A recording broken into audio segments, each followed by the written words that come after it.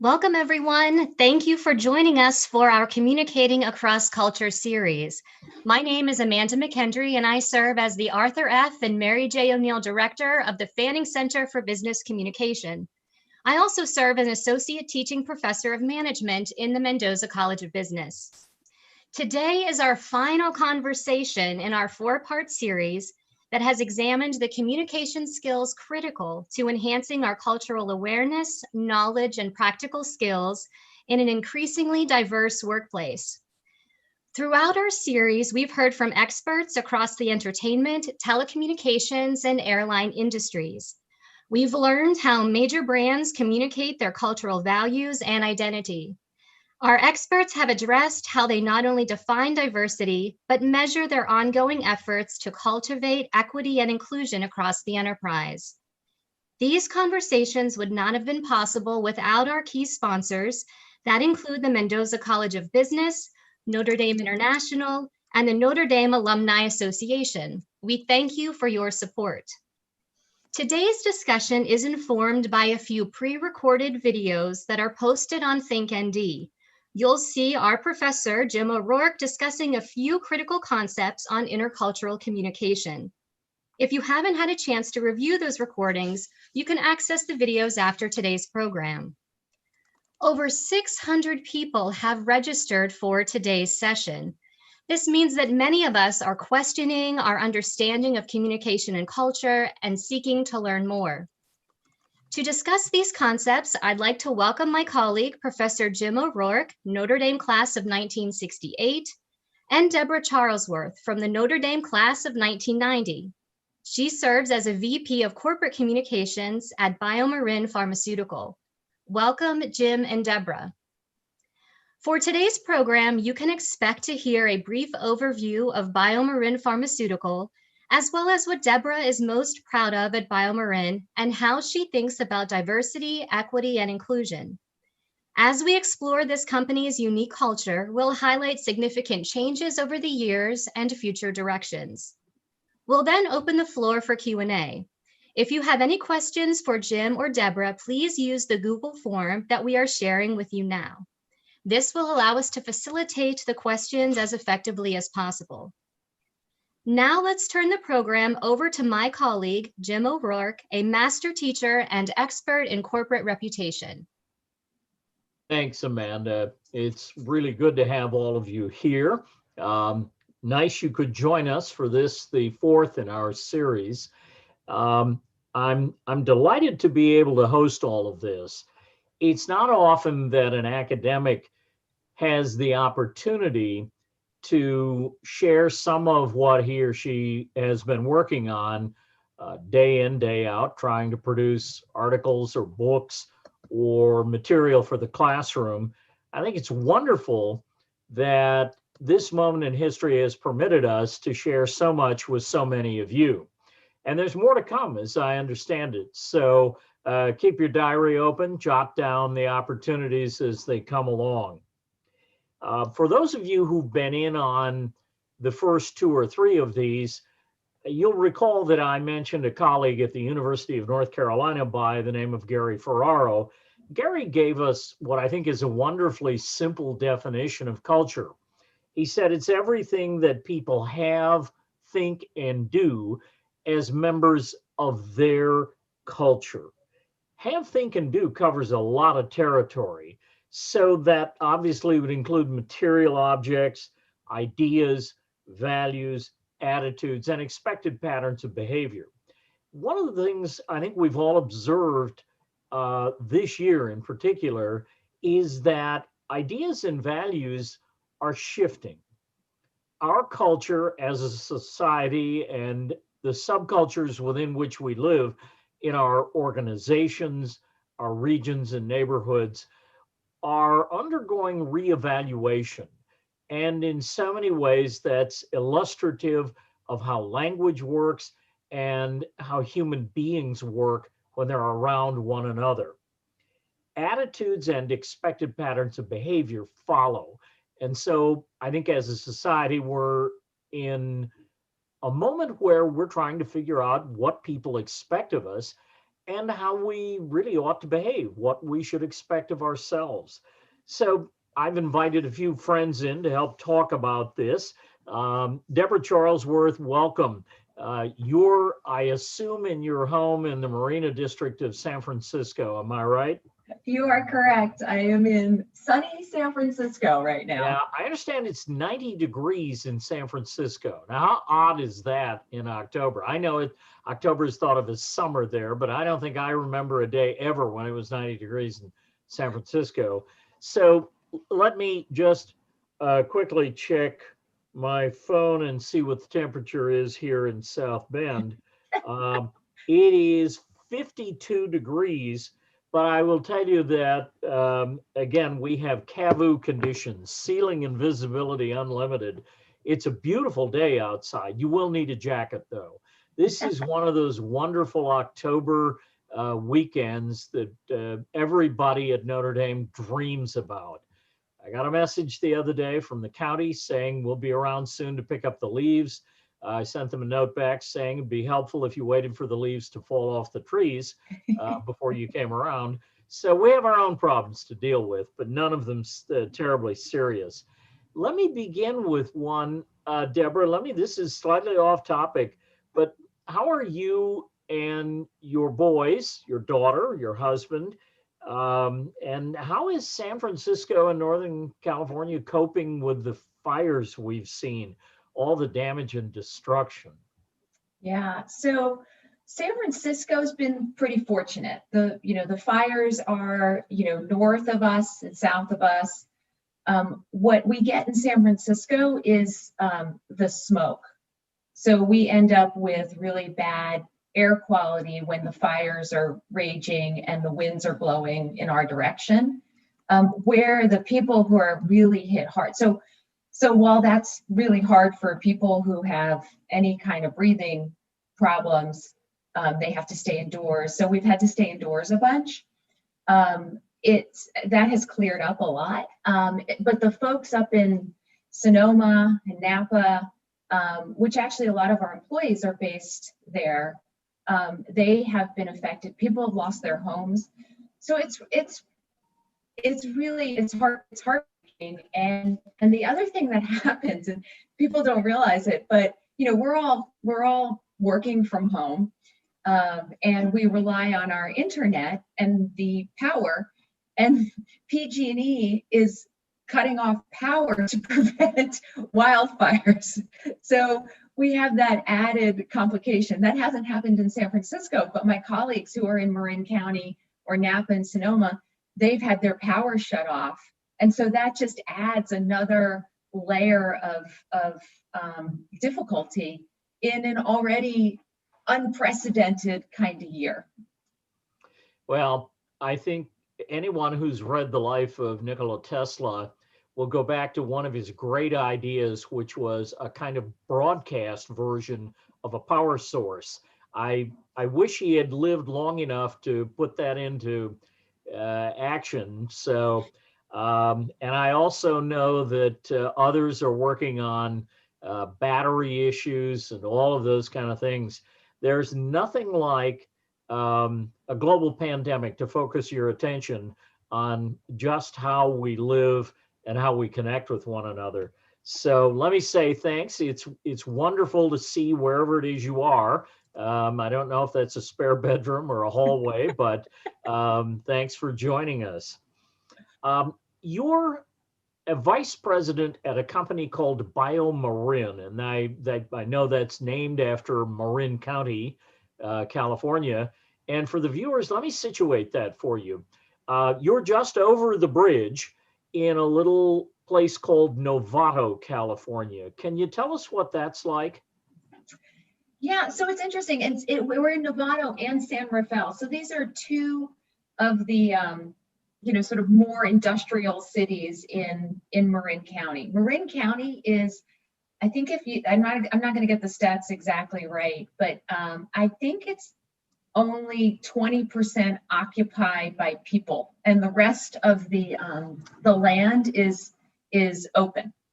So it's a beautiful area of the country. And it's a little bit isolated. You've got the bridge, you have to go over the Golden Gate Bridge or the Richmond Bridge in order to get to Marin County.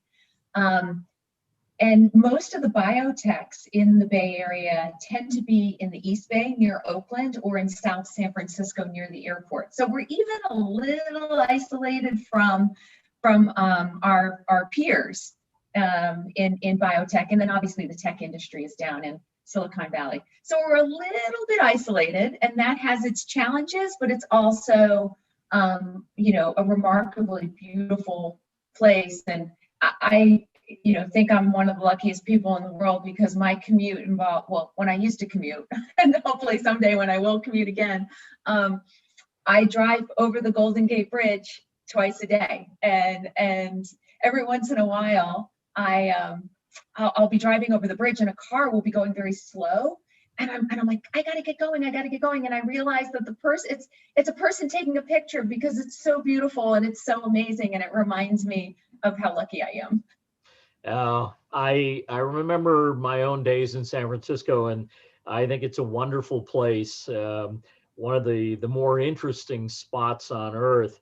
It does not surprise me that smart people would gather there, and thanks to technology and globalization, they've managed to find one another, and they've managed to work on issues of common interest. Now, Biomarine is about 25 years old, if I'm right, and I know that.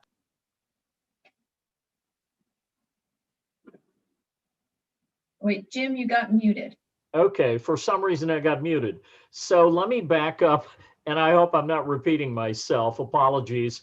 But Biomarine is about 25 years old, and you specialize in rare diseases. I'm told that the company is valued at about $1.3 billion. I know you have just 6 products on market right now. We can talk about that. But here's the bigger question. How do you make money on rare diseases? I thought they were by definition small populations, not very many people. How do you make money doing that? Yeah, so that's a good question, and it's hard. It's really hard to make money on doing that. We actually haven't been profitable.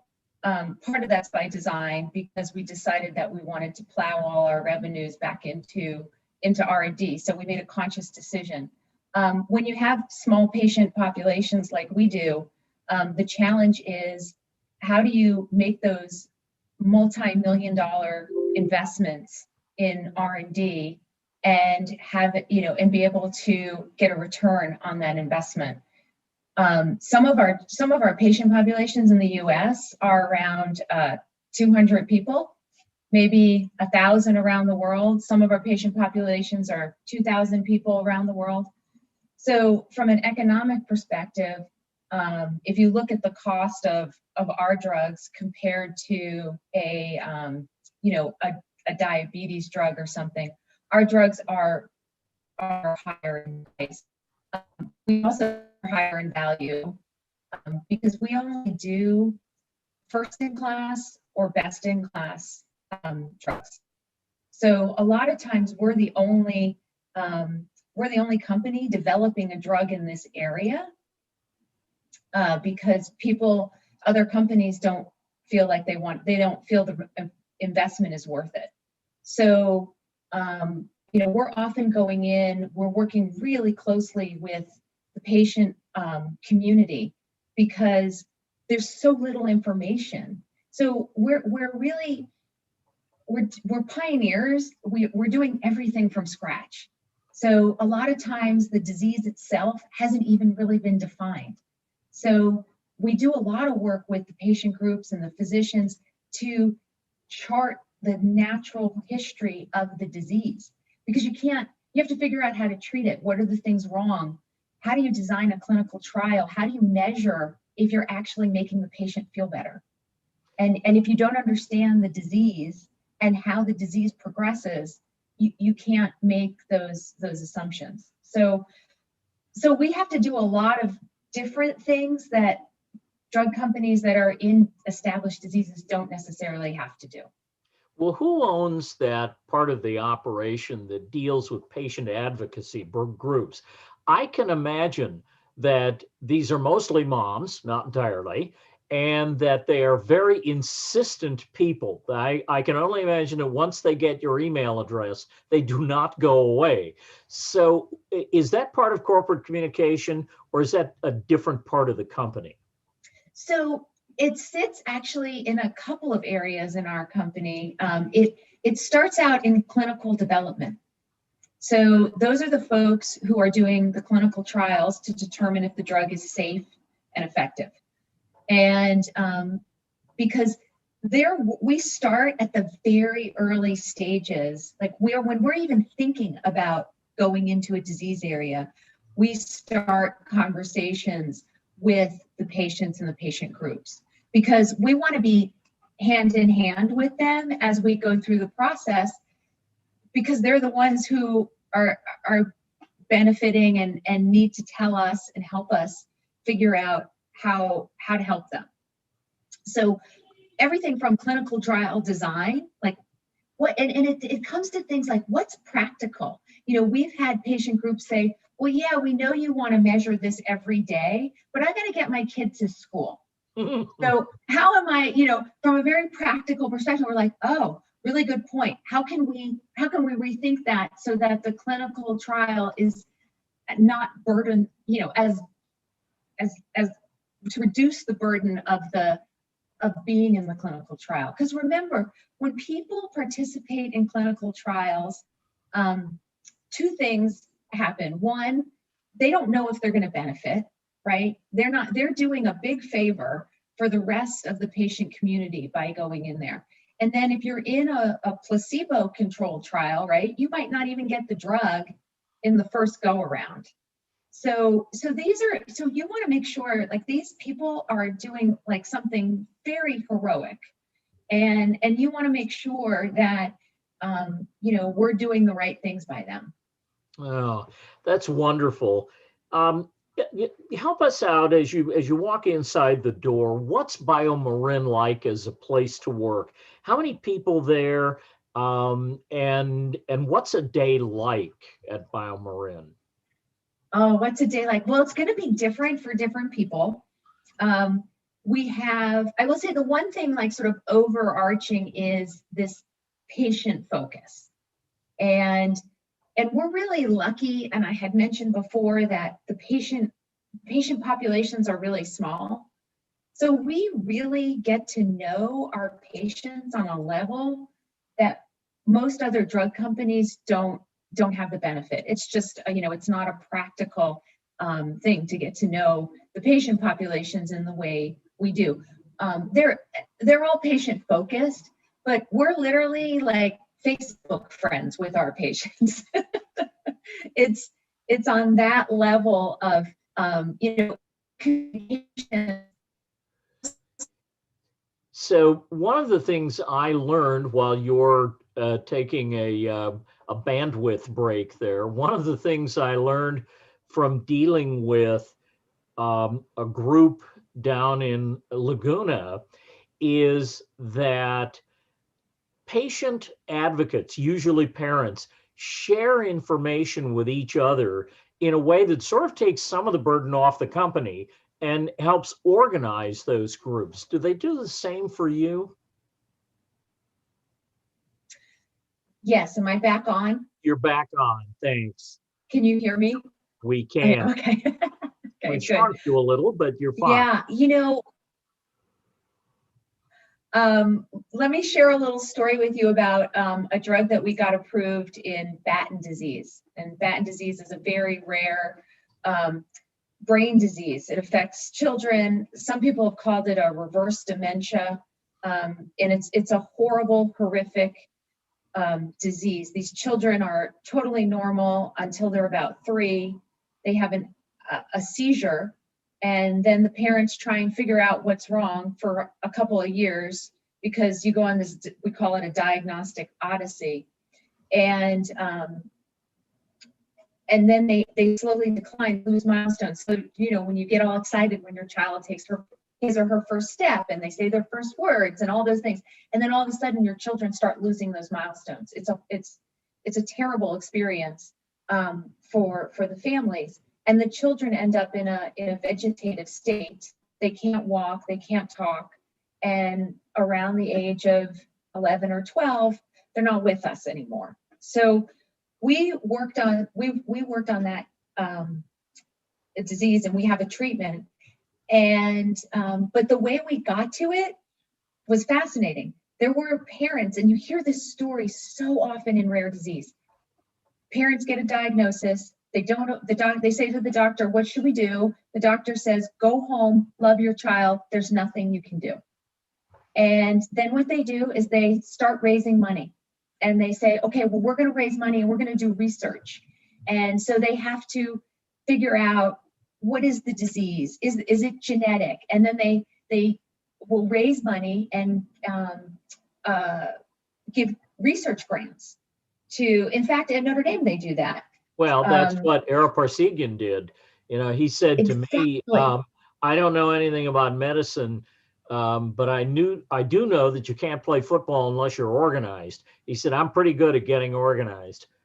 So, the disease which affected his grandchildren, in fact, had one researcher working on it at the time his first grandchild died. And now there is a documented intervention. I don't know if anyone's calling it a cure, but there is, it's for Niemann-Pick type C, there is a documented intervention that either remediates or turns this around. And it really happened as a result of an organized parent, or in this case, a grandparent. As I think about Biomarine, I think also about some of the other much larger companies we've looked at. And I wonder about culture. Do you measure or manage any issues related to culture? So it's interesting that you've asked that, because it's something that's come up recently in our organization. And so we're about 3,000 people all around the world, probably 2,000 people in Northern California. When I arrived, I kind of recognized everybody on campus. I knew who everybody was when I got here in 2012. I don't know everybody anymore the way I used to.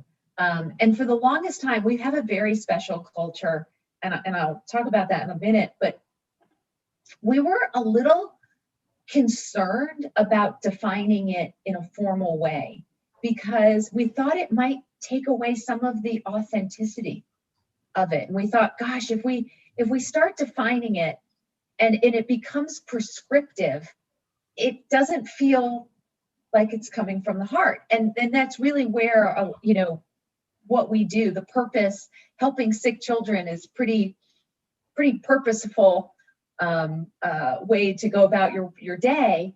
We're like worried about that.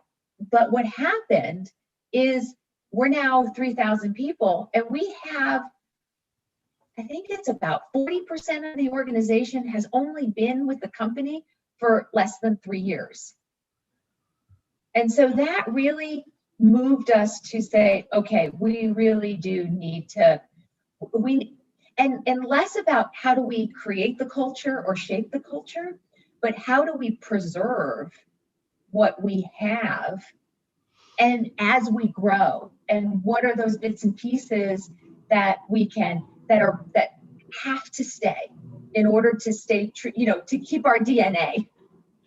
All right, so let's drill in just a little bit further. What parts of Biomarine are you most proud of, and what has to change? Right. One of the things when I got to Biomarine, I got there and I said, is everybody really this nice? I seriously, I was like, what? Yeah. And I thought, this is incredible. Like, this isn't going to last, right? And when I got there, I remember my boss said to me, he said, I reported into the head of HR at the time. And he said to me, well, look, we've hired you because you're the expert. So we expect you to to tell us and guide us and counsel us on what we should do. Like he was really empowering me and letting me know, like giving me permission to do that, encouraging.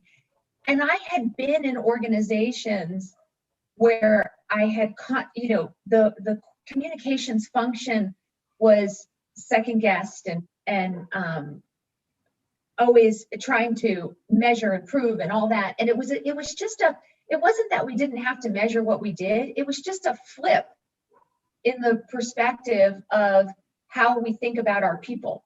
Well, that probably fits into, so many organizations list a set of values. That fits into the category of respect. And I've seen that myself in large organizations where the senior team knows they need a communication function. They know they need communication experts. They just don't respect them. They honestly believe that they know more about that function than anybody else, and they would do it themselves if they had time. But I think it's encouraging to see they respect your judgment and take your advice. As you know, you don't have to read a lot of out-of-town papers to figure out that the conversation around culture is increasingly about DEI, diversity, equity, and inclusion. And while I don't think anyone is saying that homogenous organizations are bad or that heterogeneous organizations are all good, the real question is, how do we offer people opportunity? How do we see that they get training and promotion and inclusion once they're here? So how do you think about that? Mm-hmm.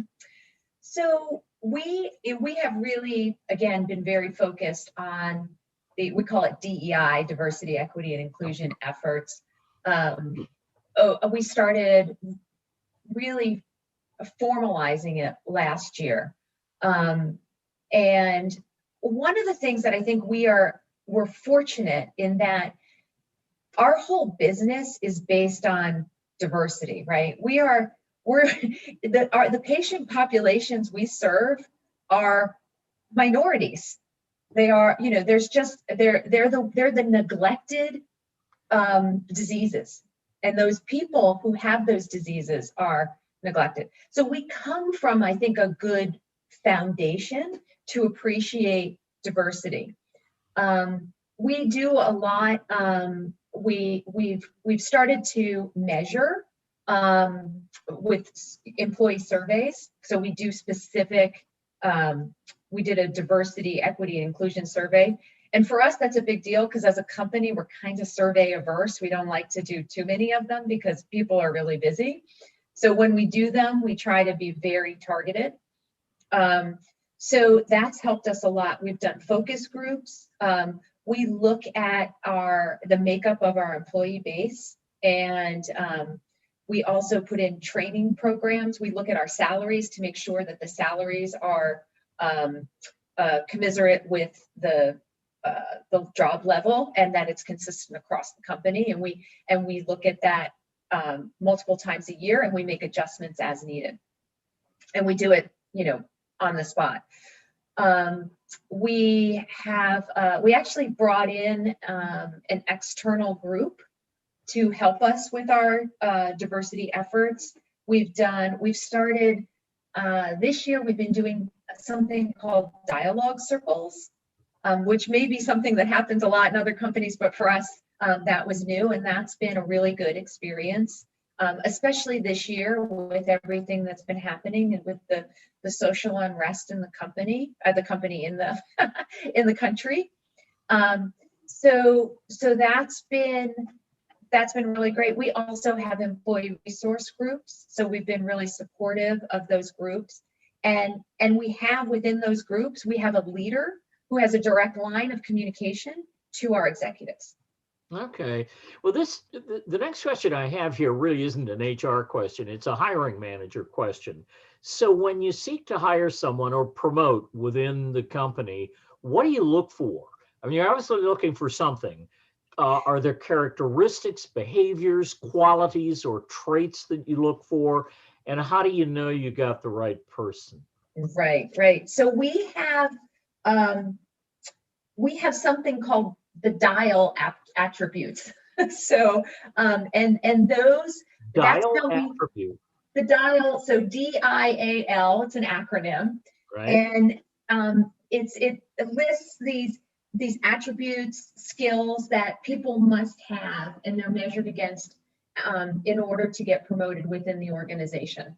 So it's decision making, right? You've got to be good at that.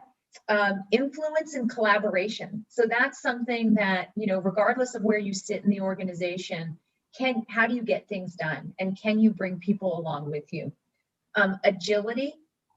We are, like I mentioned before, we are constantly in new territory. We're pioneers, and so there's no manual for us. There's no playbook, and so we constantly have to be able to make changes quickly. So agility is really important in our organization, and then leadership, and that falls in all areas of our organization, whether it's scientific leadership, in our clinical trial development, even in HR, and in our other areas of the organization. We take that leadership pioneering spirit, that's woven throughout the company.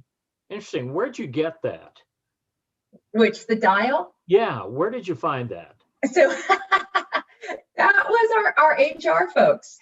I smell an HBR article. I think the Harvard Business Review could benefit from some of this. So what you'll have to do, I'm happy to help you. What you'll have to do is get primacy on this, and then step forward with that as a uniquely Biomarine sort of brandable item. I like it though. I think it's easy to remember. It certainly fits with the culture of your company. Let me talk about business for just a few minutes, and then we'll move on and take some questions from the folks who are watching online. You mentioned some of your company's new drugs. Now, I think your website says you've got 6 active compounds in the marketplace that are intervening in rare diseases of one sort or another. So 2 things. One is about growth. Is this a company that is going to grow organically, just keep producing new compounds? Or is this an industry that favors acquisition? And I'll come back and talk about what's next. Okay, so we do a little bit of both. We also do, those 6 drugs that are on the market, a lot of them have been on the market for over a decade, and they're still growing. Because we still look for new patients. It's not, and for us, it's a success with one of our drugs. Like for us, success is actually getting most of the patient population, right? Because we're the only drug. So our challenge is finding them, right? So we spend that time finding them. For acquisitions, we tend to do smaller, I would call them smaller deals, where we're either licensing or outright purchasing smaller companies that focus in the early stage research. So they're the folks in the labs. And then where we come in is we can take that great scientific research and translate it into a drug. So that's the tricky in drug, there's lots of tricky parts, but translating from the lab bench into the doctor's office is hard. Well, I watched a fellow by the name of Cooper, whose first name I cannot think of. I'm getting it confused with Gordo Cooper, who was an astronaut. But the fellow who participated in decoding the human DNA, the genetic code, said on television the other day that now that we have really good code data, and it looks as though many of the more serious, complicating, horrible diseases are sort of letter mismatches that, and this was in response to the Nobel Prize being awarded last week. He said, we now have tools to be able to go in and do that. Is Biomarine partnering in that portion of the world where you would use CRISPR or these other new biotech tools? Yeah, so this is the most exciting time for biotechnology. And yes, I mean, the path of genetics has opened up so many possibilities for us that it's amazing. We have a couple of drugs in development, and it's called gene therapy. And this is, I'm going to give you a little bit of background on our pipeline and how we think about it. But a lot of our drugs previously, you know, the approved drugs, is your body has some kind of genetic defect, right? Something's wrong. Your genes aren't, one gene isn't doing what it's supposed to do. And so your body isn't able to produce something it needs. And so we replace it. And so and you have to go get infusions every week or every 2 weeks to replace what's missing. Yeah. With gene therapy, what we're doing is we're inserting the corrected gene into your body so that your body can then produce what it needs to produce. So before we were doing it outside the body, Yeah. with you know, with the drug outside, and now we're trying to, now with gene therapy, what we're trying to do is to there's my daughter. Okay, no, honey, just can you wave and say goodbye? Hi. Okay, thanks. Okay, so shh, please, honey.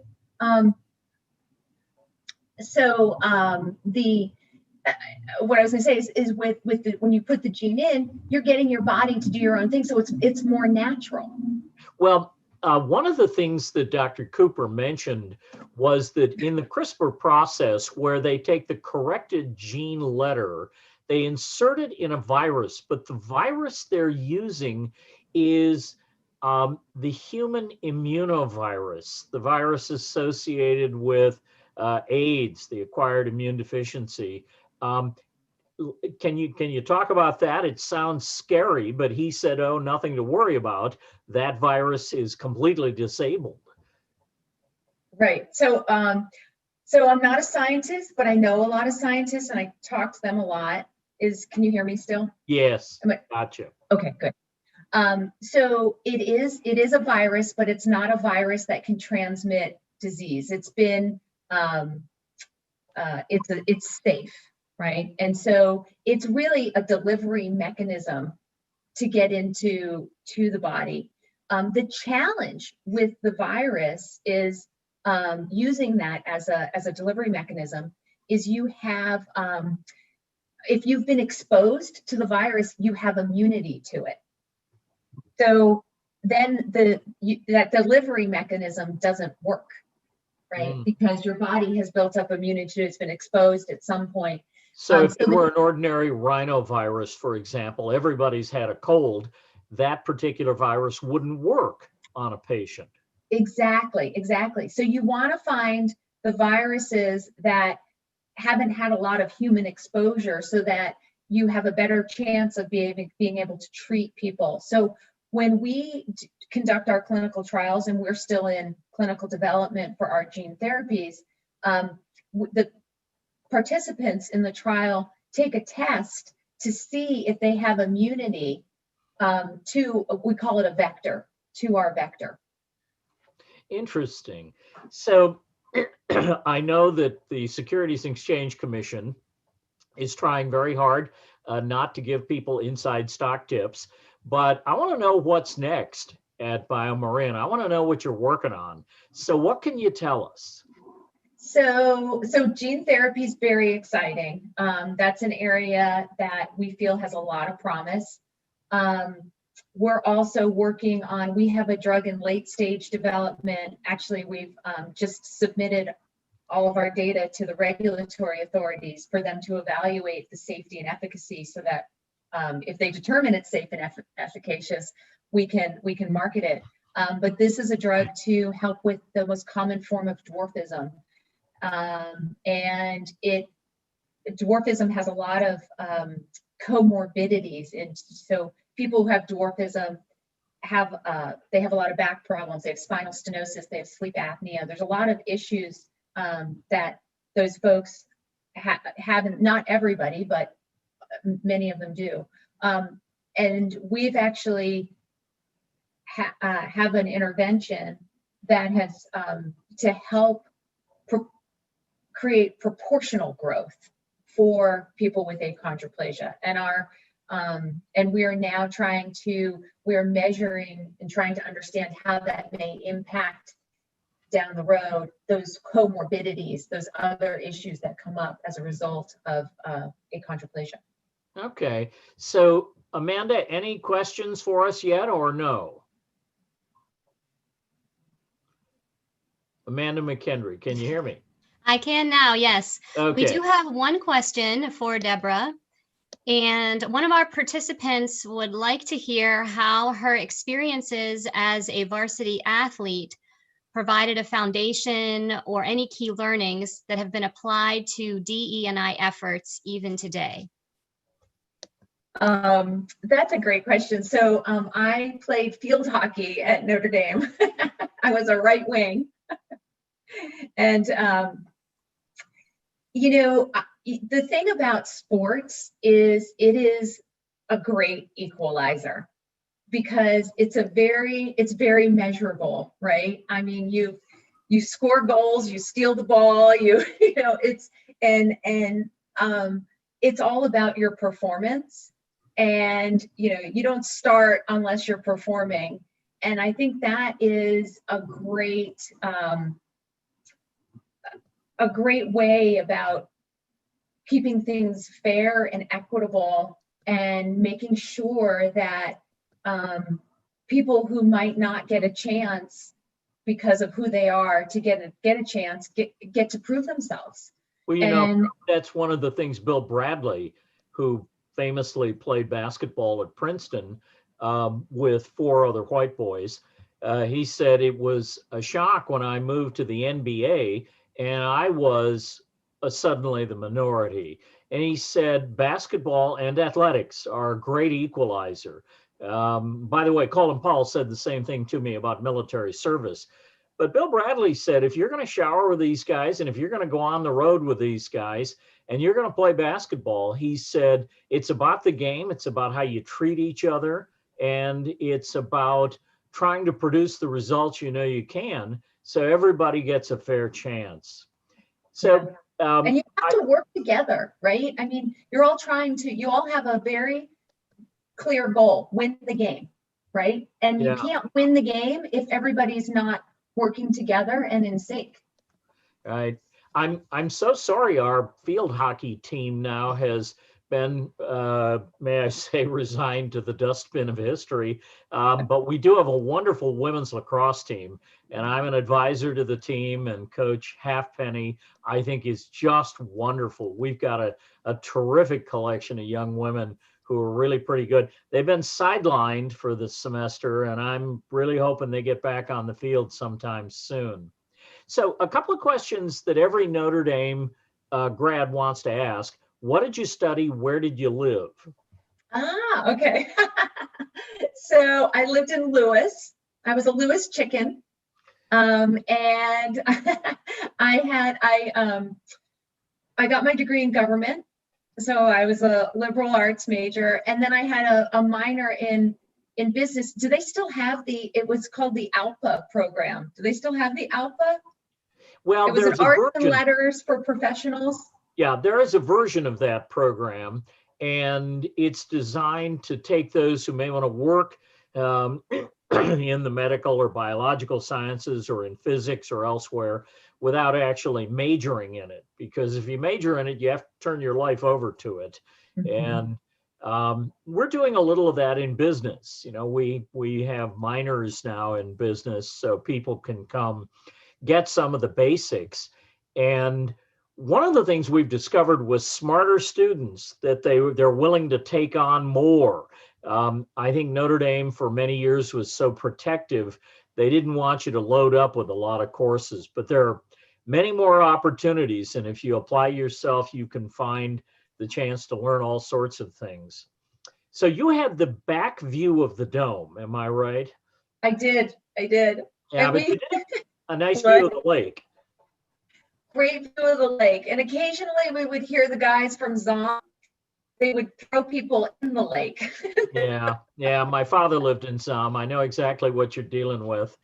So, one of the things I would like to talk about before we move back to questions is your corporate communication team.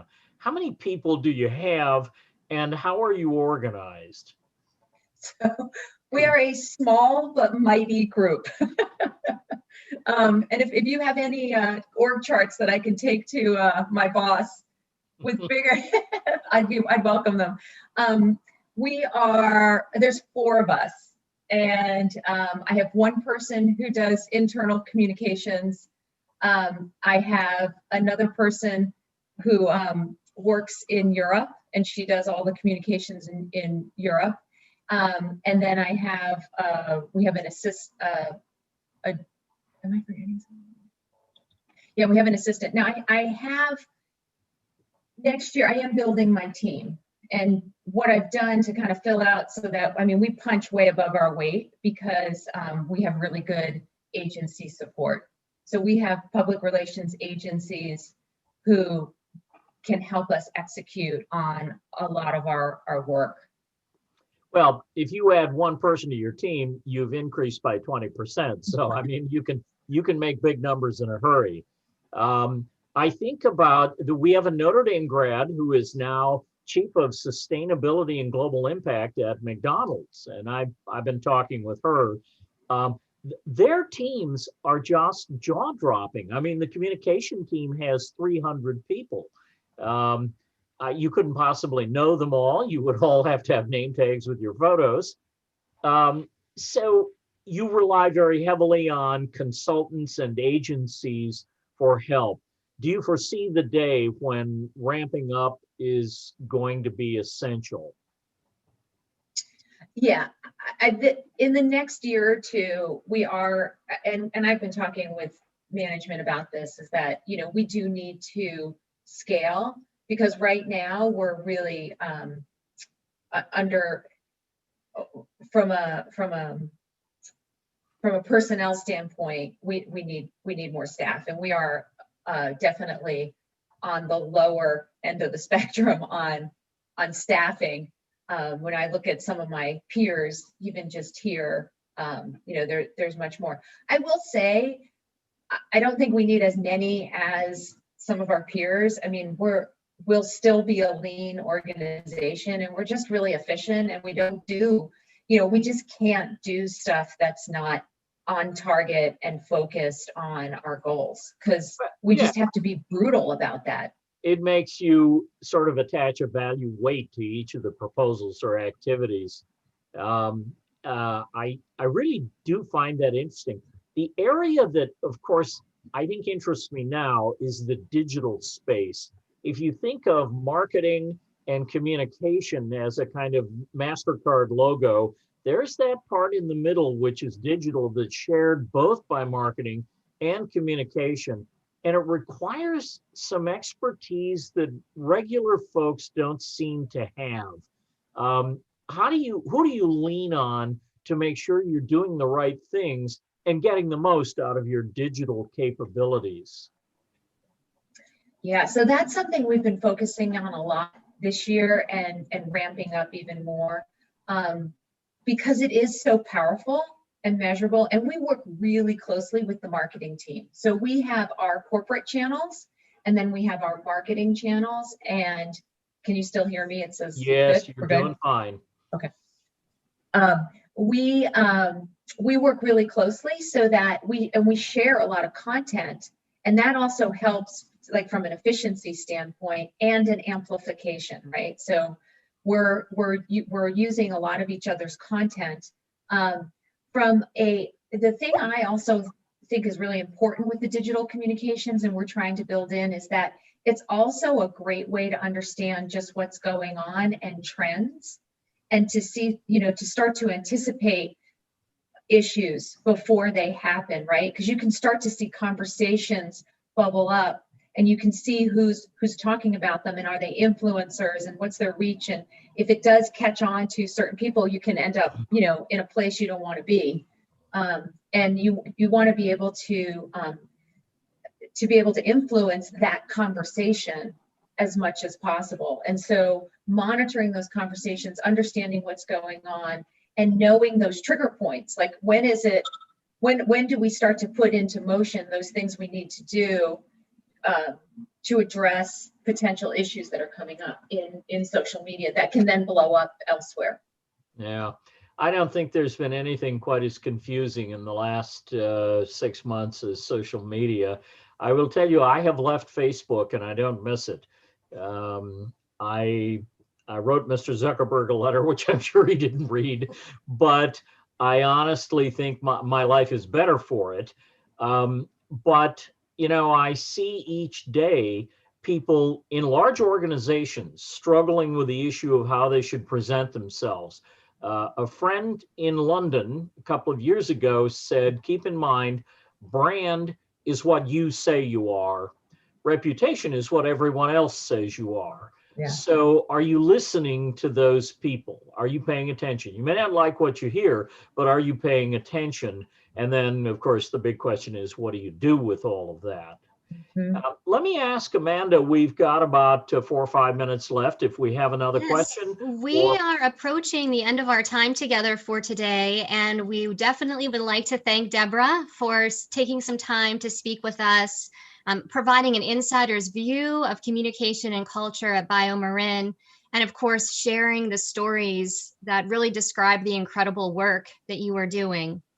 We'd also like to thank our participants. If this was our first session with you, we hope that you will join us again for a future series. And for those of you that were able to participate over the past 8 weeks, thanks for staying along with us. And we hope you enjoyed the experience as much as we did. Thanks for joining us today, and we look forward to seeing you again at a future series. Make sure that you're staying connected with ThinkND and be on the lookout for some new programming coming your way. Thank you, everyone. Thank you so much. Good. Hope to see you back on campus soon. I know. I want to come back. Thanks, everybody. Thank you, everybody.